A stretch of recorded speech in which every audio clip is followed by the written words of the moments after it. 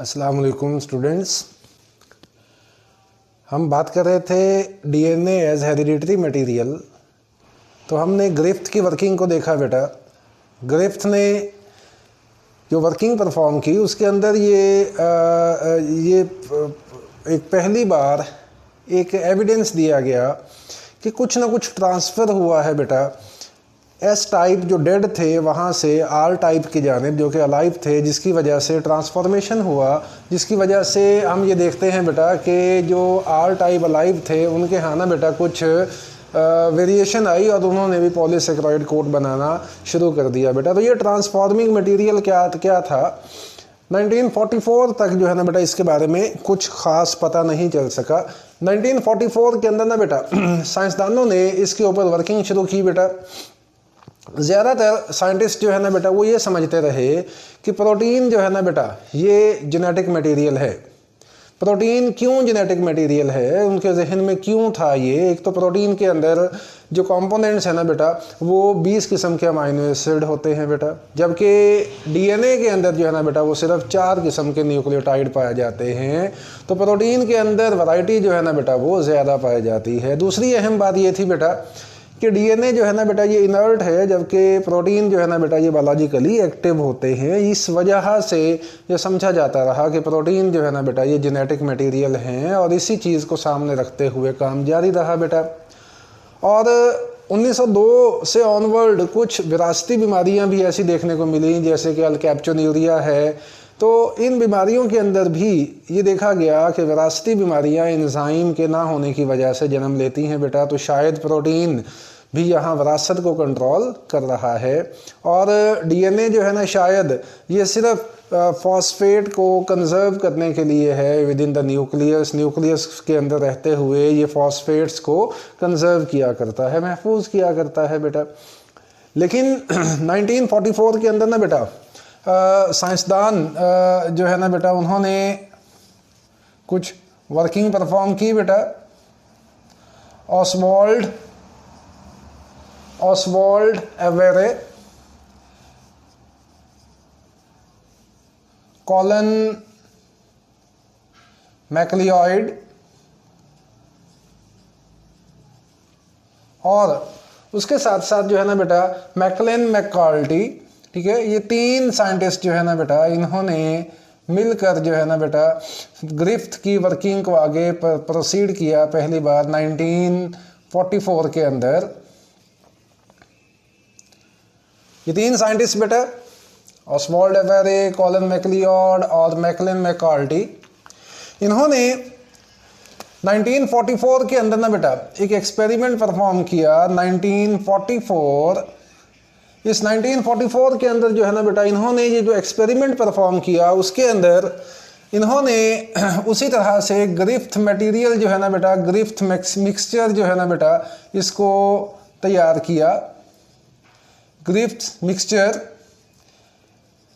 वो जो मिक्सचर था बेटा उसके अंदर आप जानते हो कि एस टाइप डेड जो है ना बेटा हीट किल्ड, मरे हुए हीट किल्ड थे बेटा ये लिए। उसके साथ साथ आर टाइप अलाइव, जिंदा जो है ना बेटा आर टाइप इन्होंने यहाँ पे लिए, जैसे कि ग्रिफ्थ ने हासिल किए थे बेटा। और इस टेस्ट ट्यूब के अंदर ना बेटा इन्होंने, क्योंकि जहन में ये था कि शायद प्रोटीन जो है ना बेटा ये ट्रांसफॉर्मिंग मटेरियल है और यहाँ जो सारी ट्रांसफॉर्मेशन है ना बेटा वो शायद प्रोटीन के ज़रिए जो है ना बेटा वो होती है। तो इन्होंने इस कंटेनर के अंदर जो है ना बेटा यहाँ एंजाइम डाला। वो एंजाइम जो है ना बेटा प्रोटीएज था, प्रोटीन को डाइजेस्ट करने वाला एंजाइम जो है ना बेटा यहाँ पे एडअप किया।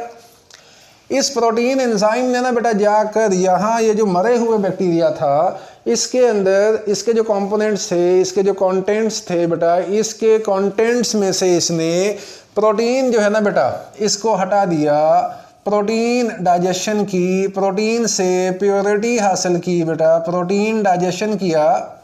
और इस प्रोटीन डाइजेशन के दौरान इन्होंने 99.98 almost 100% purity from the protein जो है ना बेटा ये हासिल की। याद रखिएगा कि ये जो प्रोटीन हटाई गई ना बेटा, ये हीट किल्ड बैक्टीरिया से हटाई गई थी बेटा। जिंदा के ऊपर इस एंजाइम ने कोई असर नहीं किया, बल्कि इस एंजाइम ने असर किया बेटा जाकर इस हीट किल्ड बैक्टीरिया से, जहाँ से सोच आ रही थी कि शायद यहाँ से ना कुछ ट्रांसफ़र हुआ है, शायद प्रोटीन ट्रांसफ़र ना हुई हो बेटा।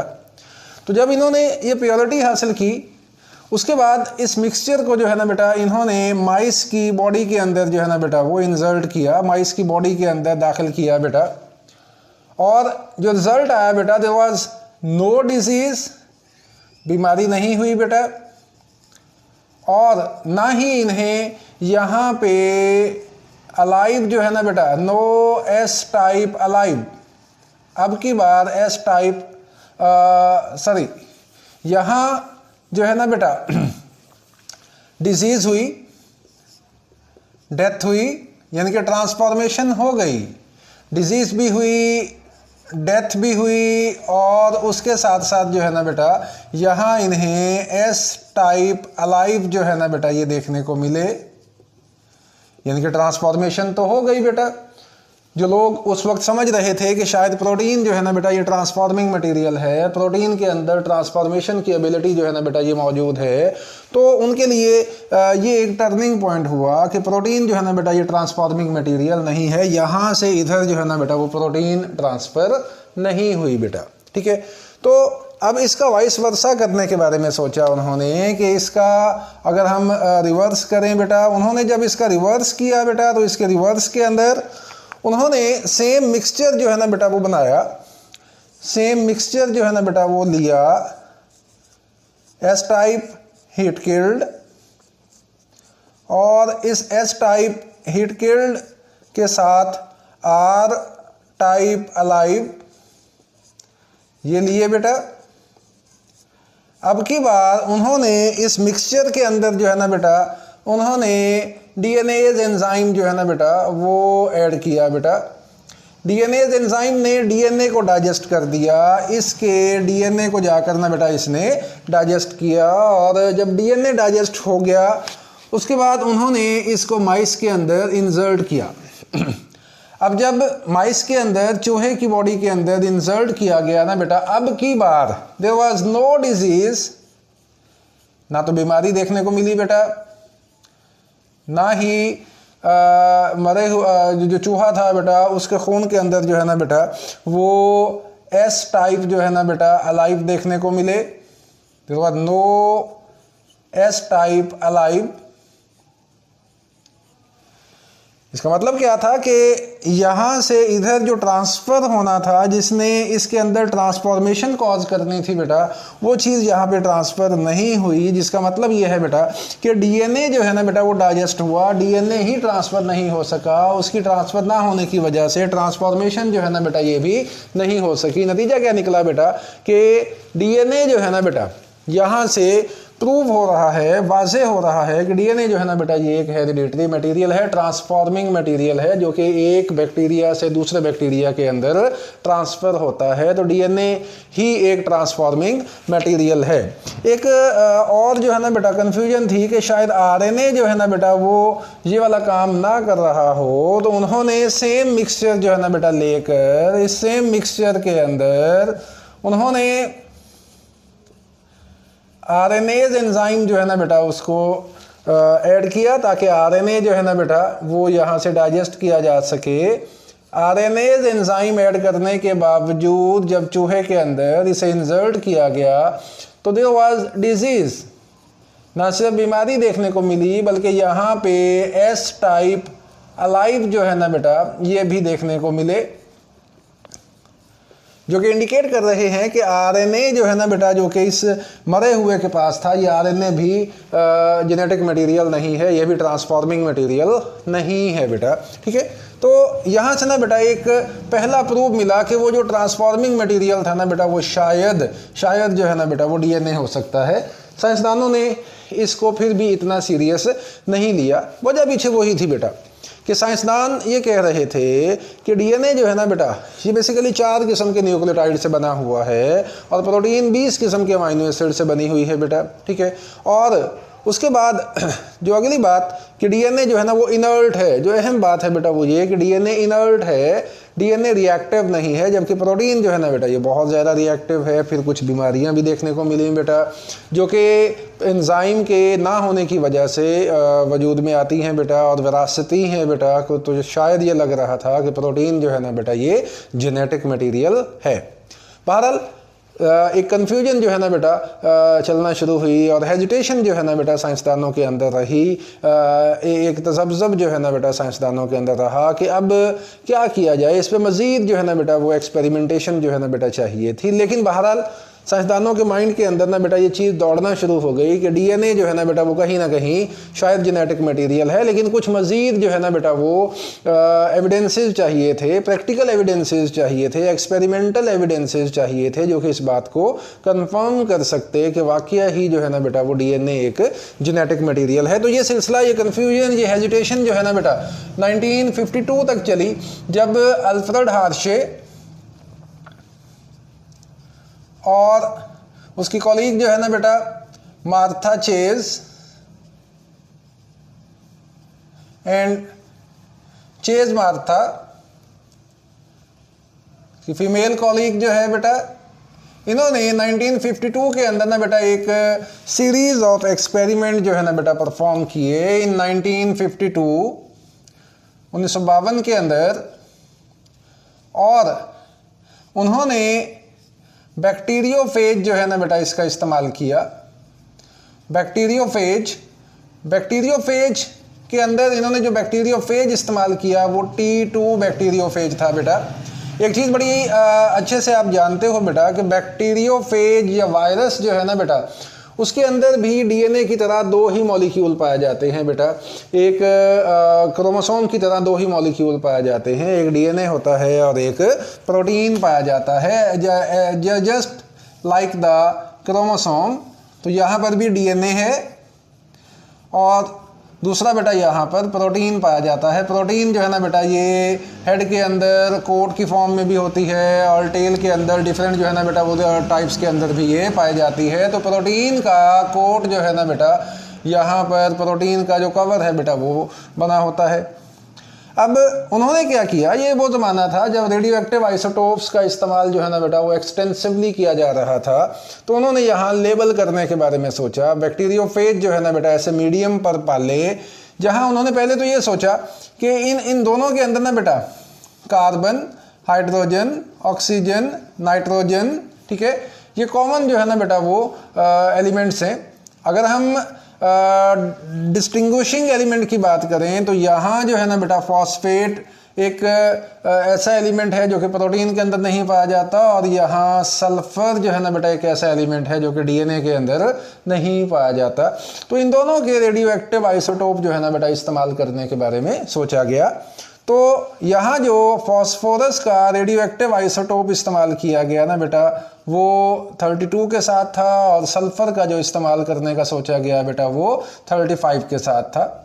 तो उन्होंने ना बेटा एक बैक्टीरियोफेज ऐसा तैयार किया बेटा जो कि बैक्टीरियोफेज को एक ऐसे बैक्टीरियल मीडियम के ऊपर ग्रो करवाया जहाँ फॉस्फोरस जो है ना बेटा वो 32 वाली थी बेटा। तो यहाँ एक बैक्टीरियोफेज ऐसा बना बेटा, नया जो बैक्टीरियोफेज बना, उस बैक्टीरियोफेज के डीएनए के अंदर ना बेटा यहाँ उन्हें फॉस्फोरस जो है ना बेटा ये रेडियो एक्टिव दिखाई दी। रेडियो एक्टिव फॉस्फोरस मौजूद थी बेटा यहाँ पर, जो कि नए बनने वाले बैक्टीरियोफेजेस के अंदर ये मौजूद थी बेटा। चूंकि इस बैक्टीरियोफेज को उस मीडियम पे उगाया गया था, ग्रो करवाया गया था, पैदा करवाया गया था जिसके अंदर फॉस्फोरस हमने रेडियो एक्टिव आइसोटोप उन्होंने मुहैया किया था बेटा। जबकि यहाँ जो है ना बेटा जो दूसरे एक्सपेरिमेंट के दौरान उन्होंने बैक्टीरियोफेजेस को ऐसे मीडियम पे ग्रो करवाया जिस मीडियम के अंदर जो है ना बेटा सल्फर जो है वो रेडियो एक्टिव आइसोटोप वाली थी, जबकि डीएनए जो है ना इसके पास बेटा वो नॉर्मल वाला था। डीएनए के अंदर फॉस्फोरस जो है ना बेटा ये नॉर्मल वाली थी बेटा। तो इन्होंने जब ये काम करवाया तो यहाँ सल्फर जो है ना बेटा प्रोटीन के अंदर ये 35 वाली थी, जहाँ जहाँ भी प्रोटीन बनी बेटा, और उसके साथ साथ इसमें जो डीएनए था ना बेटा वो वो नॉर्मल था बेटा, डीएनए यहाँ पे ऐसे नॉर्मल था, उसके अंदर फॉस्फोरस जो था ना बेटा ये नॉर्मल था। इस बैक्टीरियोफेज को उन्होंने बैक्टीरिया के ऊपर अटैक करने दिया। आप जानते हो लाइटिक लाइफ साइकिल के दौरान यहाँ बैक्टीरियोफेज जो है ना बेटा आकर बैक्टीरिया की सरफेस पे लगा करता है बेटा, अटैचमेंट होती है, उसके बाद एड्जॉर्प्शन के बाद पेनिट्रेशन होती है बेटा। तो पेनिट्रेशन हुई बेटा, यहाँ बैक्टीरियोफेजिस अटैच हुए बेटा, और अटैच होने के बाद यहाँ पेनिट्रेशन हुई और इसका डीएनए जो है ना बेटा यहाँ पे देखने को मिला। ये जो डीएनए जितने भी वायरसेस ने अटैक किया था उन सब के पास आइसोटोपिक फॉस्फोरस थी 32 वाली बेटा। और जब 20 मिनट के बाद उन्होंने क्या किया बेटा, यहाँ एजिटेटर के अंदर इसे एजिटेट किया गया बेटा, इसे एजिटेशन मशीन के अंदर, जो कि आम वॉशिंग मशीन भी हो सकती है, जूसर ब्लेंडर भी हो सकता है, शेकर भी हो सकता है, जहाँ डेंसिटी ग्रेडियंट पे इसे सेंट्रीफ्यूग किया जाता है बेटा। तो ये प्रोटीन कोट जो है ना बेटा यहाँ से उतर गए। ये प्रोटीन कोट के उतर जाने के बाद बेटा जो यहाँ पे अहम चीज़ आई बेटा वो ये थी कि ये जो फॉस्फोरस था बेटा, ये फॉस्फोरस रखने वाला जो डीएनए है ना बेटा, ये फॉस्फोरस रखने वाला डीएनए ये तो यहाँ मीडियम के अंदर मौजूद मिला, लेकिन जो सल्फर जो प्रोटीन कोट थे ना बेटा वो मौजूद नहीं थे, उतार लिए गए थे। लेकिन बैक्टीरिया के अंदर और इवन अगली नस्ल के अंदर भी बेटा मीडियम के अंदर फॉस्फोरस 32 वाले जो है ना बेटा यहाँ पे देखने को मिले बेटा। लेकिन इस एक्सपेरिमेंट के दौरान यहाँ पे ये देखा गया कि जब बैक्टीरियोफेज पे इसको अटैक करवाया गया, तो बैक्टीरियोफेज को जब अटैक करवाया गया बेटा बैक्टीरिया के ऊपर, तो यहाँ जब बैक्टीरिया ने अटैक किया तो यहाँ रेडियो एक्टिव आइसोटोप रखने वाला प्रोटीन कोट जो है ना बेटा, इसमें जो सल्फर था ये बाहर रहा बेटा, जबकि जो डीएनए है ना बेटा जाहिर बात है ये अंदर आया और उसके बाद एजिटेशन हुई बेटा, एजिटेट किया गया इसे, और इस एजिटेट करने के बाद जब उन्होंने बैक्टीरिया को ऑब्जर्व किया नेक्स्ट जनरेशन के अंदर और उसके साथ साथ जो है ना बेटा मीडियम के अंदर, और उसके बाद नए बनने वाले वायरसेस को स्टडी किया बेटा, तो यहाँ पर कहीं भी जो है ना बेटा वो सल्फर 35 दिखाई नहीं दी, प्रोटीन जो है ना बेटा वो सल्फर 35 वाली दिखाई नहीं दी। जिसका मतलब ये है कि फॉस्फोरस जो है ना बेटा वो रखने वाला डीएनए एक तो बैक्टीरिया के एंटीरियर साइड पे गया और वहाँ से अगली नस्ल के अंदर ये ट्रांसफ़र भी हुआ, यानी कि ये जो फॉस्फोरस है इसी फॉस्फोरस रखने वाला डीएनए, यानी कि डीएनए जो है ना बेटा इसी का किरदार है लाइसिस करवाने में, इसी का किरदार है बैक्टीरिया को मरवाने में। ये जो प्रोटीन कोट है सल्फर इसके अंदर आइसोटोपिक हमने रखा था, इसको तो हमने उतार दिया बेटा, तो इसका कोई किरदार नहीं है बेटा कि ये अगली नस्ल या बैक्टीरिया के एंटीरियर में नहीं गया, तो इसका कोई किरदार नहीं है बैक्टीरिया की लाइसिस करवाने में। तो यहाँ से ये कंफर्म हो गया कि बैक्टीरिया जो है ना बेटा, जो कंक्लूजन आया हमारे पास कि बैक्टीरिया ये जो डीएनए है ना बेटा ये जेनेटिक मटेरियल है, ठीक है, ये ट्रांसफॉर्मिंग मटेरियल है, यही एक नस्ल से दूसरी नस्ल के अंदर जो है ना बेटा ये ट्रांसफ़र हुआ करता है। तो ये यहाँ से कंक्लूजन जो है ना बेटा उसे ड्रॉ किया गया, जो कि ग्रिफ्थ की वर्किंग से सिलसिला शुरू हुआ था। तो डीएनए को जो है ना बेटा वो 1869 के अंदर हालांकि डीएनए डिस्कवर हो गया था, लेकिन डीएनए के बारे में 1952 के अंदर जाकर कंफर्म हुआ कि वाकई डीएनए जो है ना बेटा ये जेनेटिक मटीरियल है। Thank you.